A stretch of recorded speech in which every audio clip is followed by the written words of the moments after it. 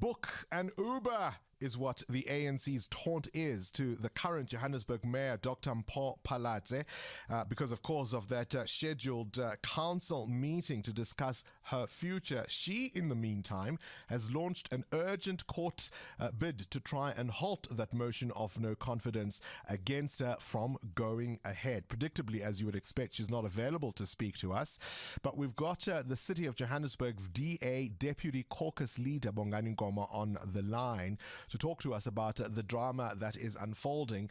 A very good morning to you and thank you for your time. Bongani Ngoma, what is the latest at this stage about this matter? Good morning, Bongani. Good morning to you. Good morning to your viewers. So obviously what's in the immediate domain, the public domain at this stage, is that Colleen Makubele, as the Speaker of Council, has called the council meeting for today. So the process for calling a council meeting is that first it needs to go to programming, but we've learned that the meeting that she presided over in programming wasn't even correct. So that obviously prompted us to launch a court interdict, which has been filed, and we wait for the outcome of that interdict. That clearly demonstrates to anyone listening that you simply don't have the numbers. You can only stave off this motion of no confidence using technicalities for so long. So look, I think Colleen's time as a councillor has been characterized by her completely flouting the rules of council, and this is one example. And I think the court interdict has been launched as the departure point has been processed, not necessarily numbers. We are negotiating with our coalition partners. In fact, a meeting was held last night. We feel confident that the partners that we currently do have are still with us, and obviously they do not want to see the city being handed over to the ANC. So why not let the meeting just take place? Well, as I said, it's a problem of procedure. Even when Colleen Makubele dismissed the last council sitting, she indicated that the next council sitting will be after recess. Councillors need time to consider what's on the council agenda. In fact, you need to even give councillors the opportunity to attend, and the notice that has been given is not 72 hours like is prescribed in law. And I think she's disadvantaging a lot of councillors from attending this meeting.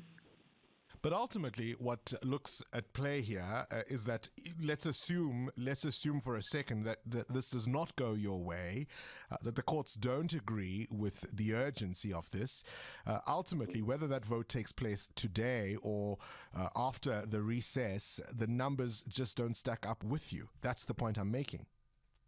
Well, I think what we do have, Bongani, is a coalition agreement with the partners that are listed on that agreement.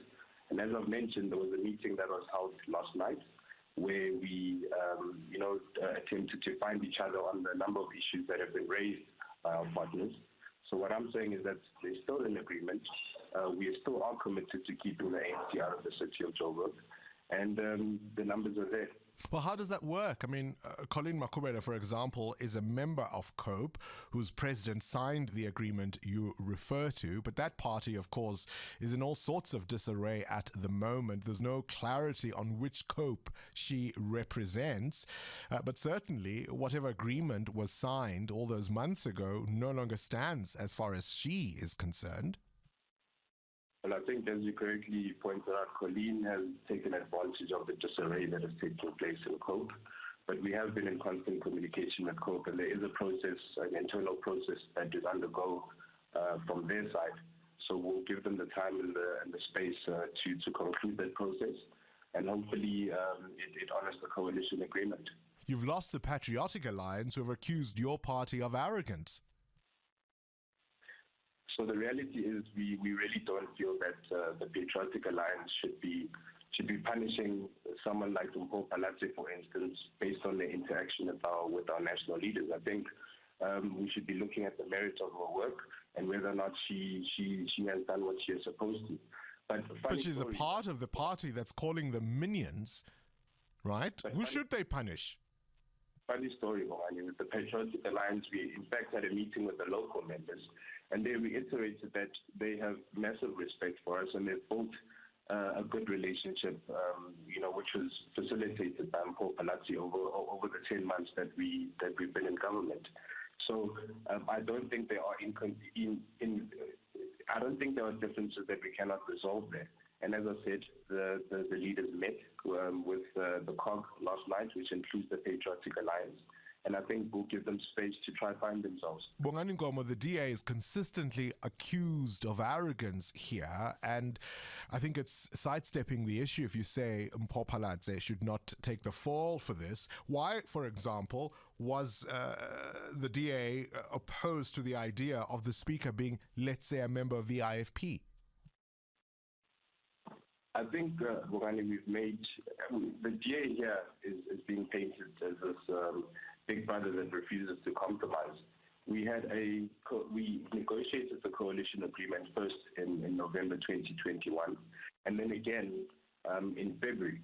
So you get the sense that the goalposts are shifting at every opportunity here, because the coalition partners first said that we shouldn't be fielding Vasco da Gama. We conceded to that and we fielded a different candidate, and then immediately after that the goalposts changed again, and they claimed that the speaker's position should be going to somebody else. So I don't think we are opposed to negotiating and finding each other for the betterment of the city. But you refused. That's the point, Bongani Ngoma. When they said, let the speaker come from the IFP, we've lost Vasco da Gama, we're here now. I mean, the classic definition of politics is the art of the possible. You want the impossible. I think we refused based on the fact that there is a coalition agreement in place. And Bongani, if you look at what happened between 2016 and 2019, when we were in government then, the coalition agreement speaks to addressing some of those challenges that we face there. And who gets what, when, and how is one of those challenges that the coalition agreement seeks to address. And I think it's in black and white. All the leaders that are involved have signed the coalition agreement. And I think it's not unreasonable for us to insist that they honor that agreement.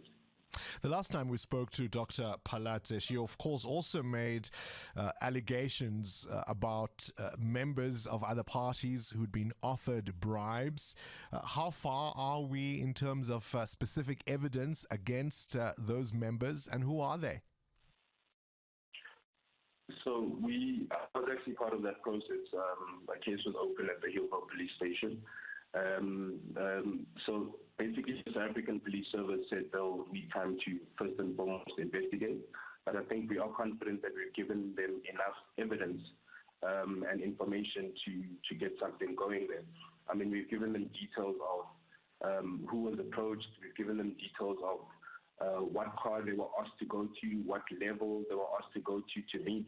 So we've given them enough information for them to pursue something and at least get an investigation going. Bongani Ngoma, time is what you seek, and time, I'm afraid, may not be on your side. We'll watch the unfolding drama, no doubt, with keen interest as residents of the city. Bongani Ngoma there is the City of Johannesburg's Democratic Alliance Deputy Caucus Leader. Will Mpho Phalatse survive this day? That's the question.